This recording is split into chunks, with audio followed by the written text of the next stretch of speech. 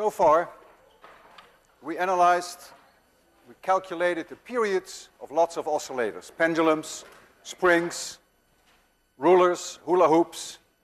We gave them a kick, moved them off equilibrium, and then they were oscillating at their own preferred frequency. Today, I want to discuss with you what happens if I force upon a system a frequency of my own.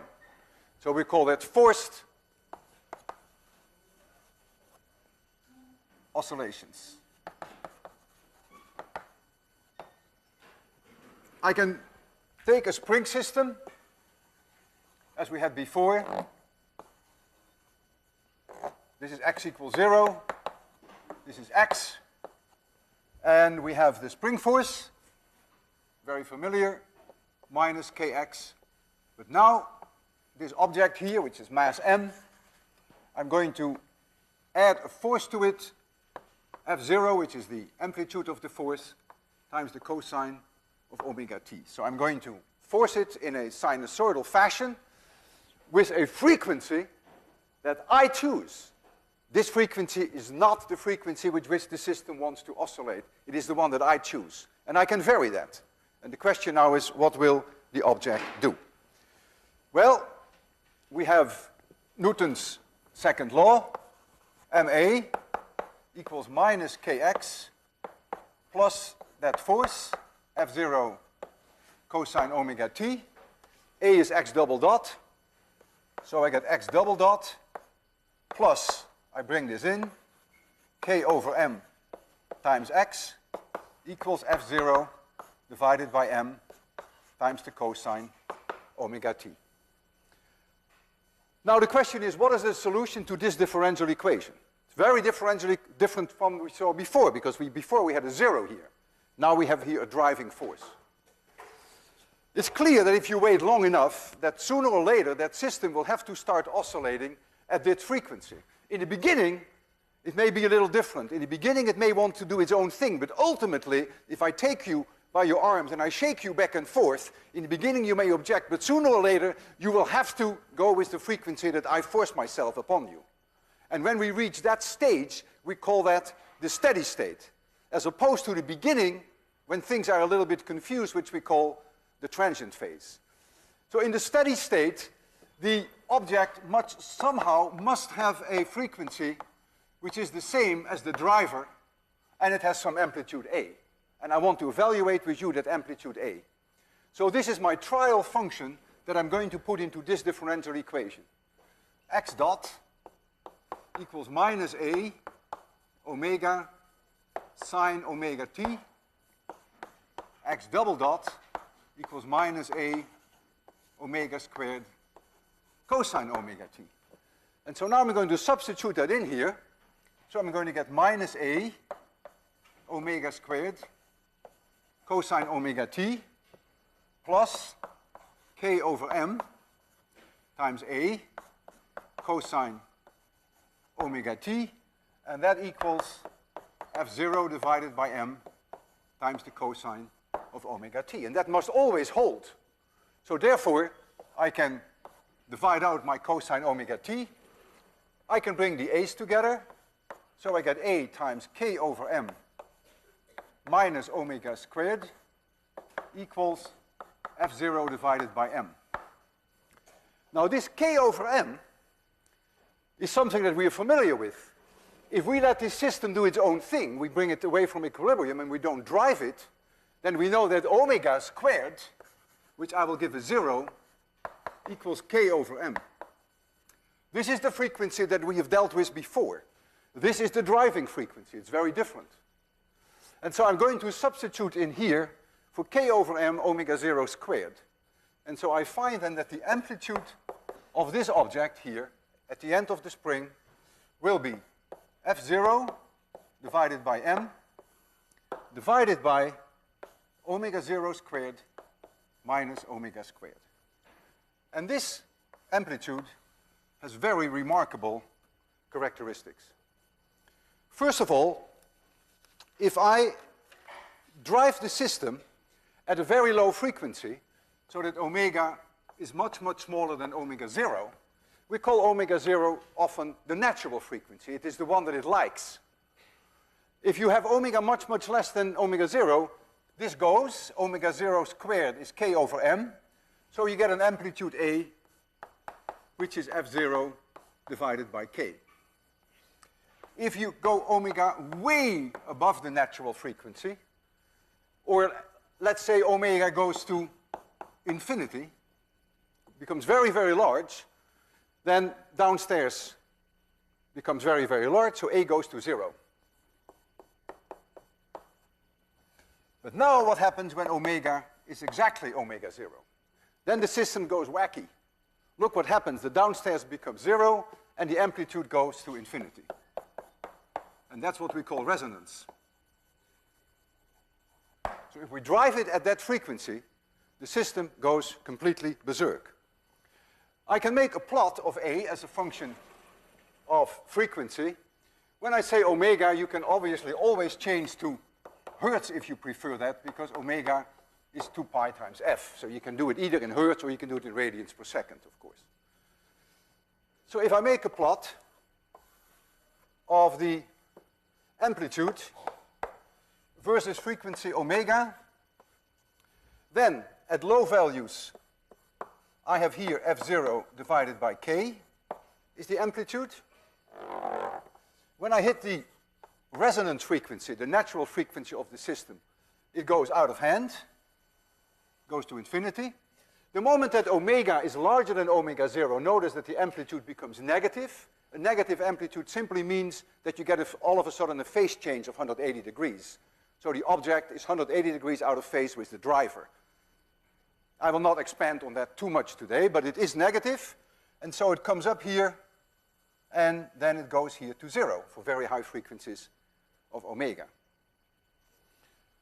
So something very spectacular is going to happen at the resonance frequency of the system.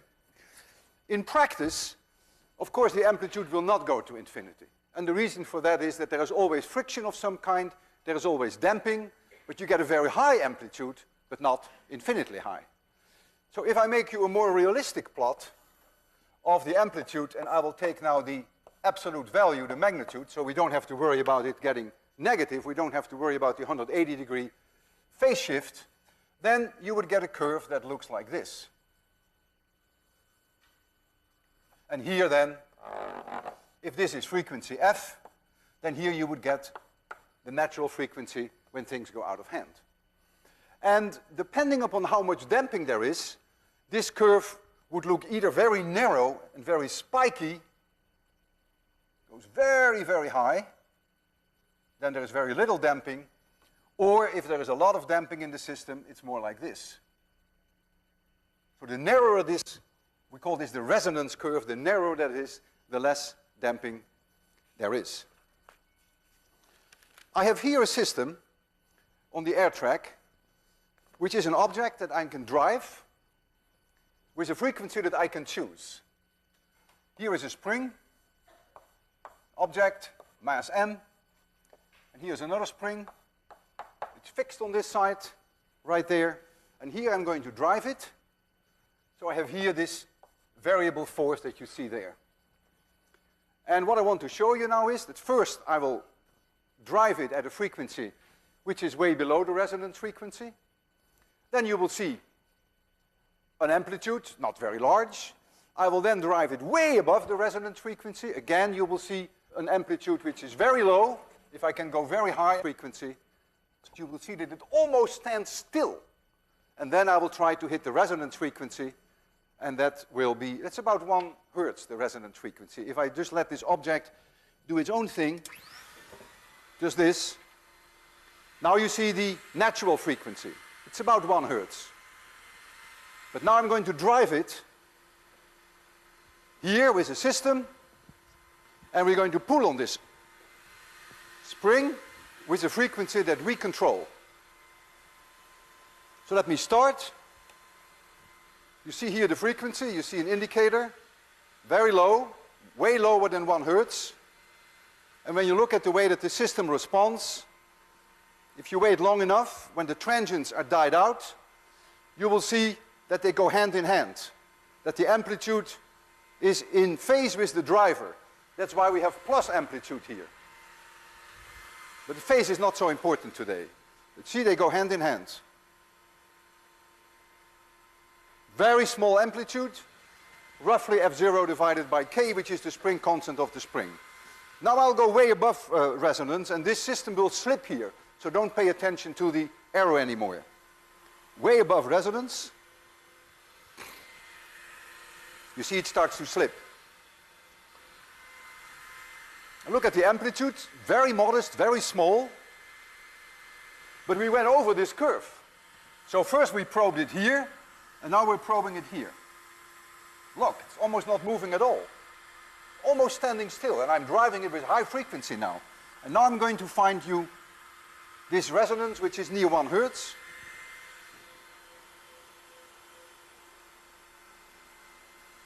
Which is somewhere here. And look, very high amplitude. If we're not careful, then we can actually break the system.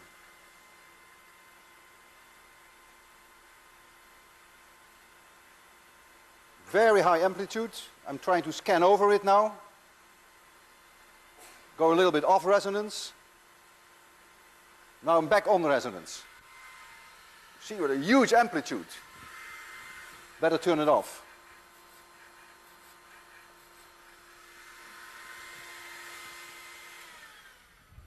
So you see here the response when I drive a system. When my system is a little bit more complicated, for instance, if I had 2 masses here, so I would add one here,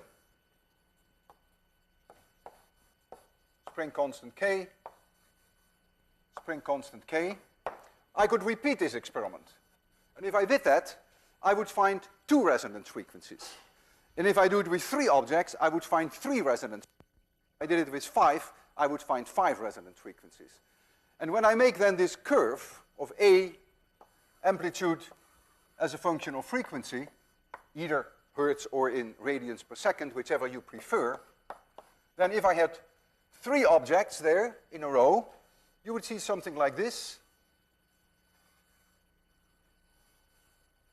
And depending upon how many of these objects you have, you get more and more resonances. And these resonances can all be found by driving the system and searching for them.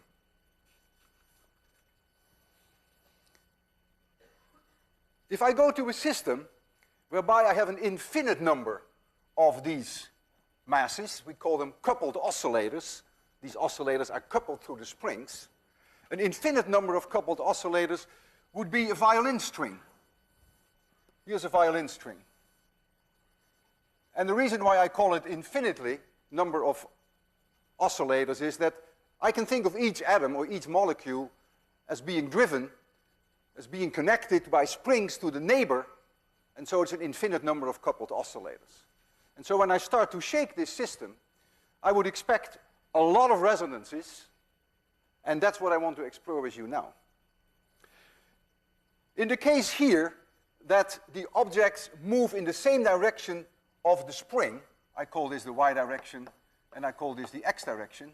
So the spring is in the x direction, the objects, the beats are in the x direction, and the oscillations are in the x direction. We call those longitudinal oscillations. There is also a way that you can have transverse oscillations, transverse, whereby the motion is in the y direction, whereas the beats are in the x direction. I could even do that with this system. I could make them oscillate like this, because the springs will obviously also work if I do this with the system. And that's the way I want this violin string or piano string to oscillate now, because that's the only meaningful way that I can make it oscillate. And so I wonder if I'm going to drive it here by shaking it up and down, searching for the resonance frequencies, what I will be seeing.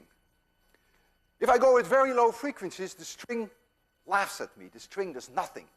It's just bored. It doesn't respond to me. I am somewhere here in the resonance curve. But then when I increase the frequency, slowly I hit the very first frequency at which it likes to oscillate. I call that F1. And when I look at the spring, and you will see that shortly, the string will oscillate like so. It will go up here, and it will go down here. And all it will do is this.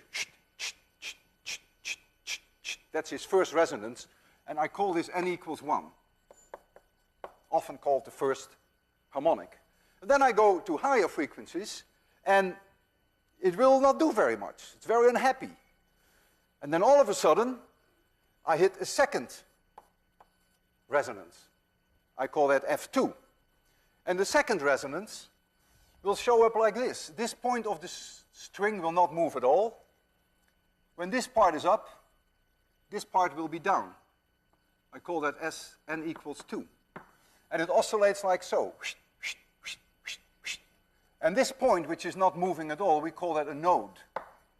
I go a little bit beyond that second resonance, and nothing happens. The string will be quite unhappy, sort of flutters a little bit, until I hit another resonance, F3. And then, with the next resonance, I will see two nodes appear, one here and one here. And the string will oscillate like so. This goes up and down, 180 degrees out of phase, and these two ends are in phase. This is n equals 3. And I can go on like that and add nodes, and I will show you some of that very shortly. The frequency that I generate, I call that f of n. N is an integer, it could be 1, 2, 3, or 4, is linear in f1. In other words, if f1 were 100 hertz, then f2 would be 200 hertz, and f3 would be 300 hertz. We call n equals 1, we call that the first harmonic. Some books also call it the fundamental. I will call it the first harmonic. And we call n equals 2 the second harmonic. And so on. N equals 3 is the third harmonic. So we're going to get a series of discrete frequencies which are equally spaced.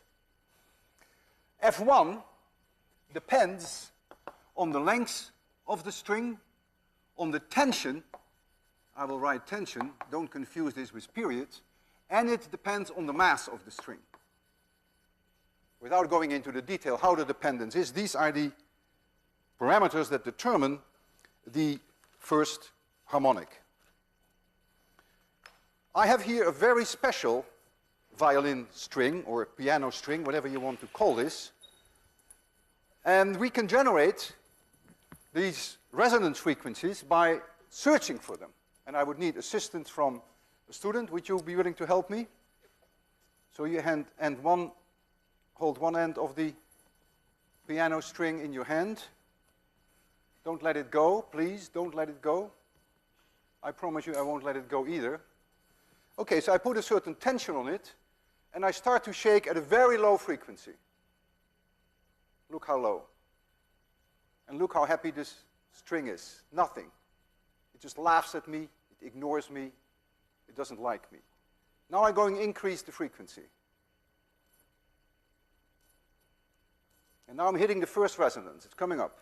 There it is. And that's exactly the shape that you see on the blackboard. Very clear. I shake it here. I have exactly the resonance F1. Let me now try to hit the second harmonic. If I go up a little over the F1, then nothing much happens. Hard for me to see. Is this the second harmonic, or is this already the third? It's already the third. Let me see whether I can get the second.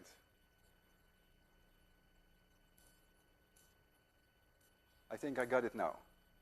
Do I? Okay, so here you see the second harmonic. You see indeed that note, that point standing still. And the amplitude is enormous. That's a characteristic for a resonance frequency. We call it also a normal mode frequency, or a natural frequency. It's all the same thing. Let me now try to generate one that is very high as I possibly can. And you tell me which harmonic it is. All you have to do is count how many notes there are, not counting my hand and his hand, and you add 1, and that is the harmonic that I generate. The system is not too happy. You see, you feel it sort of when it comes, yeah. No. I see now I'm off resonance.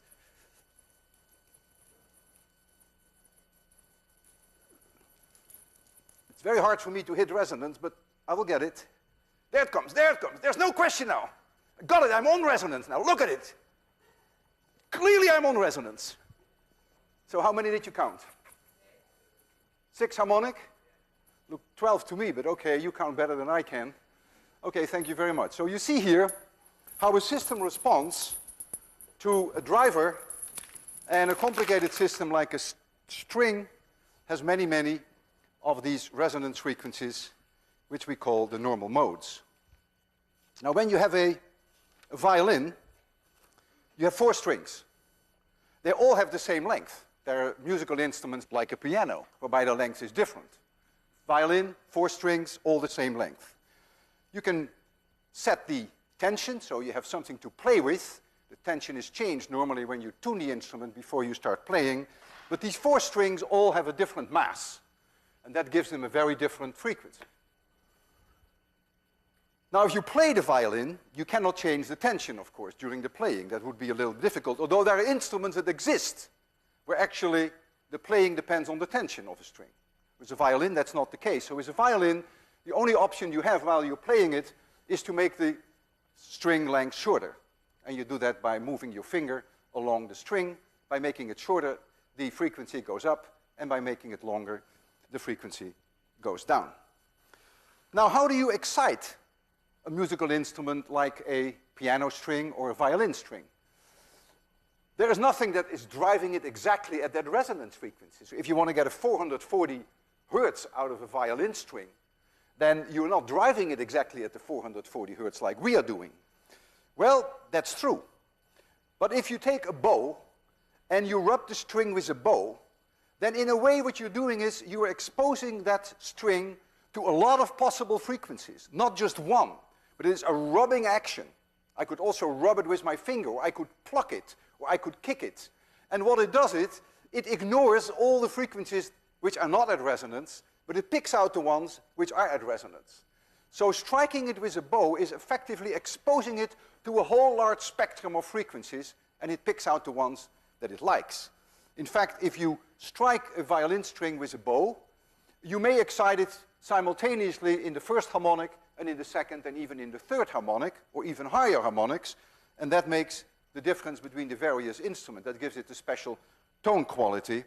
Depends upon the cocktail, the combination of the various harmonics that you excite. Now, if you go to woodwind instruments, then the situation is quite different. I have here a sound cavity. It's a box which has length L, and there is air inside here. And I want to see whether this system has resonance frequencies. So I put in here a little loudspeaker, generate sound with different frequencies, and search for resonances. And there are. The resonances of this system, however, are different from the string in that sense. It's not the box that will resonate here, but it is the air itself that starts to resonate. Air acts like a spring. In fact, in that sense, it is very parallel to our spring system. It is also a longitudinal oscillation, whereas that is a transverse oscillation.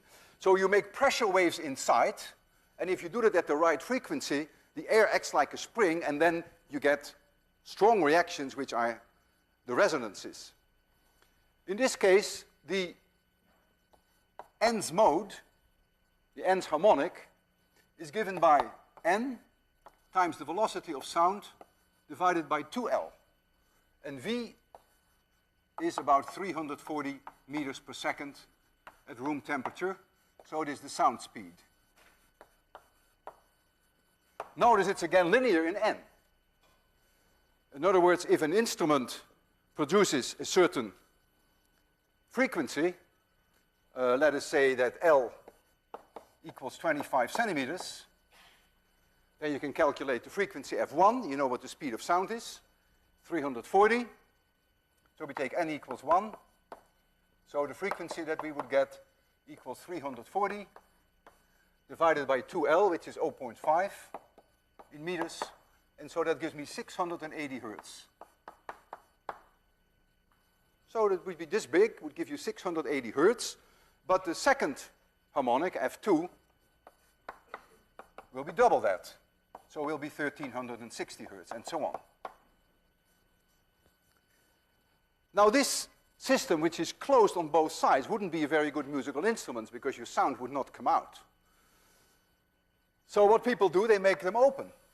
A sound cavity, which is just open on both sides. Like this, for instance. This is open on both sides. And even though it may surprise you, if we put a little loudspeaker here, we can excite the air column even in this open system in a complete similar way than we do it here in this closed system, and we get exactly the same series of frequencies that I put here on the blackboard. There are also musical instruments which are open on one side and closed on the other. So this is called an open-open system. And this would be called a closed-open. Clarinet is closed-open. Here I can also get a series of resonance frequencies, even though here the series wouldn't be exactly like this. It's a little different. It doesn't matter now how different, but it is a little different. But you get, again, a whole series of resonance frequencies. So again, you see that if I make the system longer, then I get lower frequencies. So if I make the length 1 meter, yay big, then I would get a frequency F1, which is about 4 times lower than the one that I have there, which is 170 hertz. And the second harmonic would then 340 hertz, and so on. So when you see an organ in a church, you see all these organ pipes, different lengths. The long ones have the very low tones, and the short ones have the very high tones. And that is the way that these instruments work. I have here a wind organ, which I have demonstrated to you before. It is open on both sides. And because it is corrugated in a very special way, when I blow wind past it, it will go into resonance. That's to say, wind here is like a spectrum of all possible frequencies. It's like the bow on the violin, and then it picks out the frequencies that it likes. However, if I increase the speed of the wind, I can try to force it into higher frequencies. So at low wind speed, I'm more likely to hit the lower harmonics. At high wind speeds, I'm more likely to hit the higher harmonics. This one is 75 centimeters long. It's open.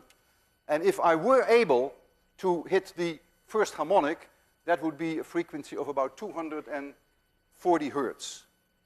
I may not be able to excite the lowest harmonic, the first harmonic, but I'll try. But certainly the higher harmonics are very easy to excite, and I can make you even listen simultaneously to more than one frequency. Just like the violin string, when you strike it, can simultaneously oscillate in a combination of these modes. So let me swirl this around. I'll first start low. This may be 240. This is definitely way higher.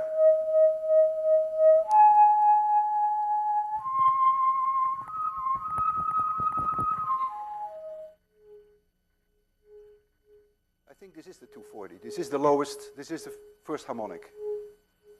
Were there times that you heard two simultaneously? I hear two. If you play a flute, then you do the following. You make holes in here. And when you take your fingers of both holes, then the effective length of the flute is this long. You get a high tone. If you put your finger on this one, then the effective length of the flute is this long. You get a lower tone. If you put your finger on both, the effective length of the flute is this long, and you get an even lower tone. I have here a very special flute, open on both sides, and here you see the two holes. We'll first close the two, That gives us the lowest frequency.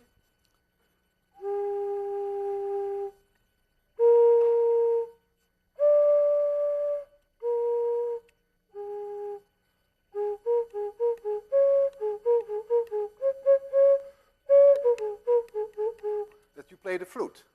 So it's simply a matter of making the instrument longer or shorter. I have another example here of an instrument which is open here, and here it is closed. This is my version of a trombone. There's a piston here. So this is a system that is like this, but I can move this in and out.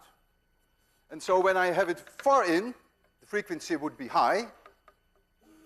And when I have it here,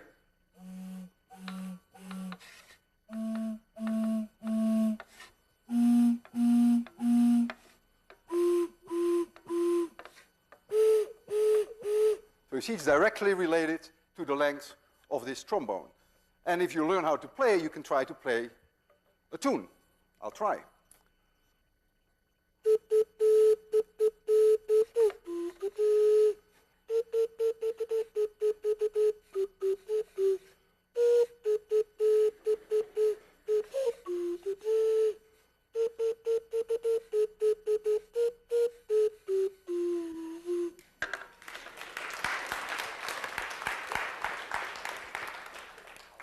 Thank you. Resonances are all around us. When you drive your car, you may have noticed that all of a sudden you hear some crazy rattle somewhere. It could be your mirror, or it could be something else, it could be an ashtray. Because you're driving it and you're exciting it with the frequency with which the wheels go around, and you may hit a resonance frequency. You go a little slower and the rattle stops, but something else may start to rattle. The reason why the first rattle stopped, because you go off resonance. But you may go on resonance of another object. All objects that you have in your room have preferred resonance frequencies. Whether they are the pots or the pans or whether it is your refrigerator or anything you can think of. Everything has resonance frequencies. Your body has resonance frequencies. If I took you in my hands and I would start to shake you, then if I do it at low frequency, not much would happen. But there would be one frequency that your arms begin to move like this, like they're physical pendulums, right? And if I hit that frequency, then indeed there would be a strong response. And so your body has many resonance frequencies. Your arms, your legs, your head, everything. We also experience, all of us, emotional resonances. A small input, a huge output. Falling in love is an emotional resonance. If someone touches a sensitive nerve, that is a resonance. Someone could say something to you. And it could be a very sensitive issue for you. And you go non-linear. Your response is unbelievably strong. That, in my view, is also a form of an emotional resonance. I have here two tuning forks. And these tuning forks are designed in such a way that all I would have to do is just bang them. And they will pick out their own resonance frequencies. The tuning fork is very simple, like this. I give it a kick, and the kick is like dumping a whole spectrum of frequencies on it, and it picks out the ones that it likes, which is this one. And that's the one in which it will resonate. It's possible that I can excite it at higher frequencies, at higher harmonics, but that's a little hard even with a tuning fork. So this one is 256 Hertz.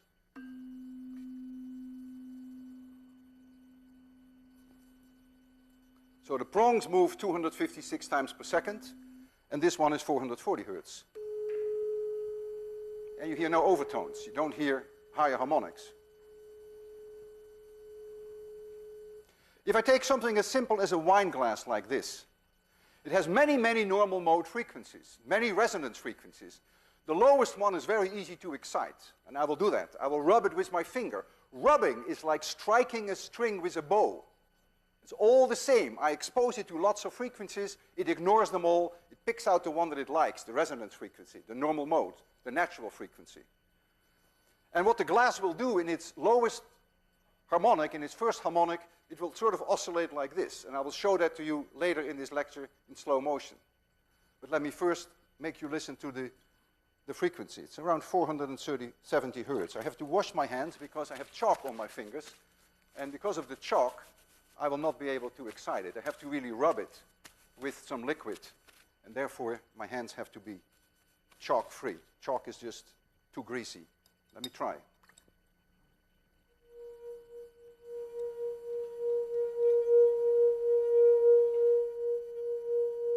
Very clear. I remember when I was a student, we had after dinner speakers. If we got bored, we would all do this. Let me tell you, that makes a lot of noise. So again, I'm not exciting it with the 470 hertz. I'm dumping a whole frequency, a whole spectrum of frequencies on it, and it picks out the one that it likes, which in this case is the 470 hertz. Resonances can be destructive, and rumor has it that there are singers, women who take a wine glass, and they do exactly what I did. They do this. They listen carefully. They generate that frequency with their voice. They increase the volume of the voice, and then the rumor has it that bang, the glass goes. In other words, the amplitude of the glass becomes so large that you get so high, so close to resonance, and so much power goes into it because of the volume of the voice that the glass breaks. I'm going to try to break a glass with you, and you'll see that it is not easy. I have here a wine glass. It's almost the same as the one I have here, there. And we can illuminate that glass with a strobe light, which you see here, and I'm going to show you there the display of that strobe light. And the reason why we strobe it is that we want you to see, as we excite the exact frequency of the glass, we want you to see the motion of the glass. And the way we can make you see the motion is by strobing it not exactly at the frequency of the sound, but a little bit different frequency. So you will see the stroboscopic motion then of the glass. So I will make it darker shortly, but I want you to see at least most of this. I can generate then the 470 hertz, which is very close to the resonance frequency. This is the tone that we will use. We will increase the volume, and then we will try to hit that resonance just right. We may be off by a few hertz. We have to be right on within a hertz, and then we'll see where we can make the glass break. Now, I want to warn you, the sound is going to be very strong. So you may, as the time goes on, as we go to higher volume, you may want to close your ears. In fact, I will use this to protect my ears, and I will even use this to protect my eyes, in case the glass might break, which I doubt whether it will, but who knows. All right, so let's make it very dark.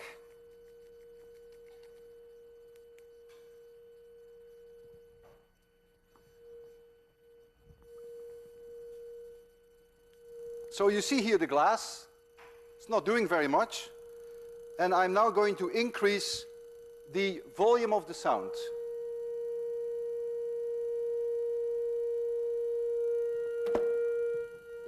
I'm going to cover my ears now. You already begin to see some motion.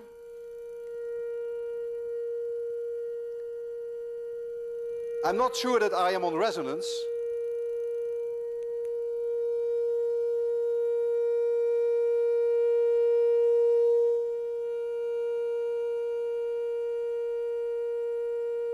Increase the volume.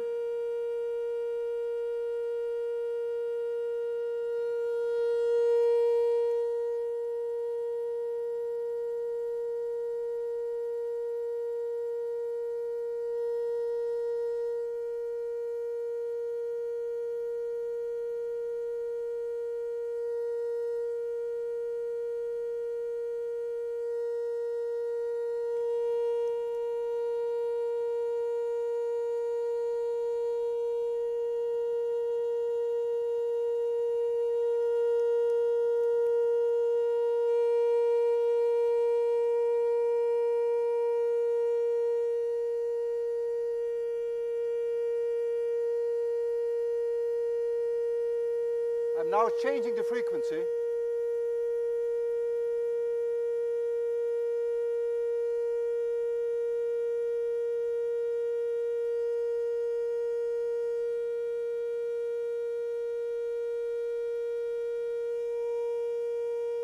Getting very close.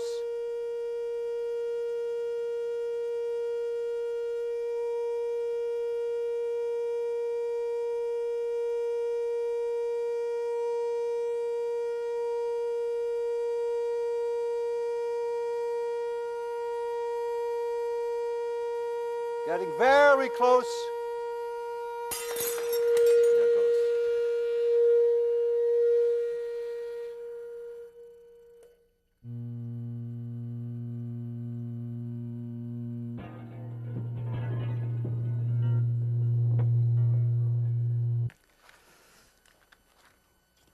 I mentioned that resonances can be very destructive, and there are some striking examples in history.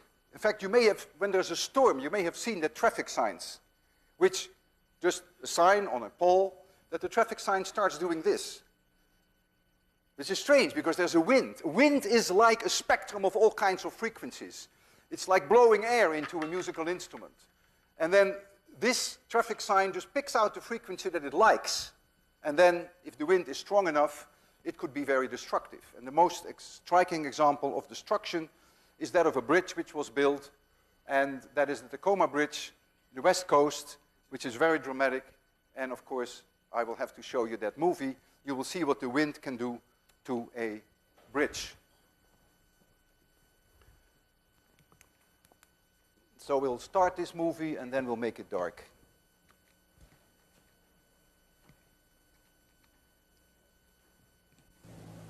On the 1st of July, 1940, a delegation of citizens met in Washington State. The weather was beautiful, the occasion historic, and the speech-making and fanfare altogether appropriate. This was the grand opening of the Tacoma Narrows Bridge. From the beginning, the bridge, which spanned Puget Sound between Seattle and Tacoma, was traveled in style, as well it should have been. The Tacoma Narrows Bridge was one of the longer suspension bridges on Earth. And if somebody hadn't overlooked something, it probably would have remained one of the longer suspension bridges on Earth. The problem wasn't that right from the beginning, a lot of people didn't pay a lot of attention to details. They did. But somewhere along the line, and this was obvious in the end, it looks as if someone forgot the significance of resonance.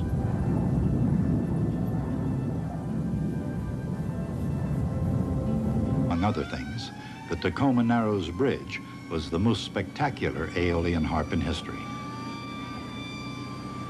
Unfortunately, its first performance was destined to run only about 4 months. In the meantime, she was a beautiful bridge. Beautiful, but a little strange. Even before construction was completed, people observed its peculiar behavior. That was because, even in a light breeze, ripples ran along the bridge. After a while, one of the local humorists called her Galloping Gertie. And for fairly obvious reasons, the name stuck, at least until the 7th of November, 1940. Then as now, Seattle and Tacoma were sports-minded cities. For 4 months, a regional sport was to drive across the bridge on a windy day. While some claimed it was like riding a roller coaster, others found it a little disconcerting to see the car in front disappear.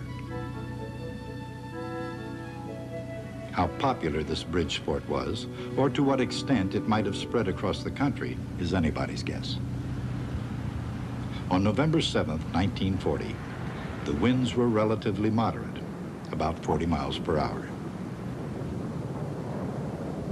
A new mode appeared. Rather than ripple, the bridge began to twist. A wind of 40 miles per hour is not too strong, but it was strong enough to start the bridge twisting violently. And at 11 a.m., it fell.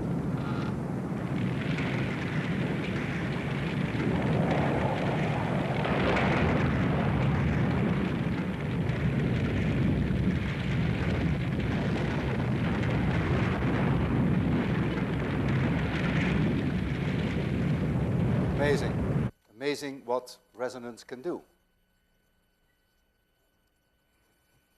With musical instruments, we're stuck to the speed of sound in air, which is 340 meters per second. And when I speak to you, I have here a sound cavity, which has a certain size, a certain shape, and while I speak, this size and this change, the size and the shape changes all the time. And that gives my voice a very characteristic sound that makes it possible for me to make a low sound, makes it possible for me to make a high sound. And no matter how I speak, you will say, yeah, that's no question, that's Walter Lewin, that's clear. It's very recognizable. Each one of you and I have a very well recognizable voice. The situation would change if I could change the speed of sound in my system. And helium, which has a very different molecular weight from air, has a way higher speed than the speed of sound in air. It's about 2.7 times higher, 2.7 times 340 meters per second. So if I fill my system with helium, apart from the fact that there's no oxygen in helium, so I wouldn't survive very long, that's a detail. If I fill my system with helium, then, of course, my vocal cords and my sound cavity here, they don't know that, so they do the same thing that they normally do when they speak to you. However, since the speed of sound is much higher here in my sound cavity, the frequency that it will produce is way higher. And I sound very differently. The problem, however, is, as I mentioned, there is no oxygen in helium. And yet, if I only take a little bit of helium, it doesn't work very well. Then you don't hear much difference. So I have to really take a lot of helium. And I will try that. But for that, I pay a small price.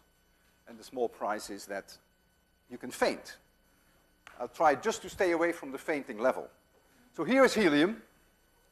And I have to let my air out first, and then get helium in, and maybe let the helium out again, and let the helium in again. And during that time, I can't speak. But then, when I think I'm full enough with helium, I will say a few words to you. So let's get the pressure up to the level that I like.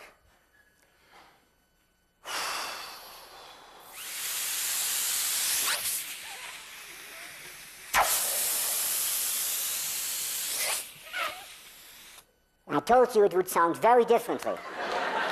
Well, I hope you enjoyed this, and I'll see you Wednesday. Thank you.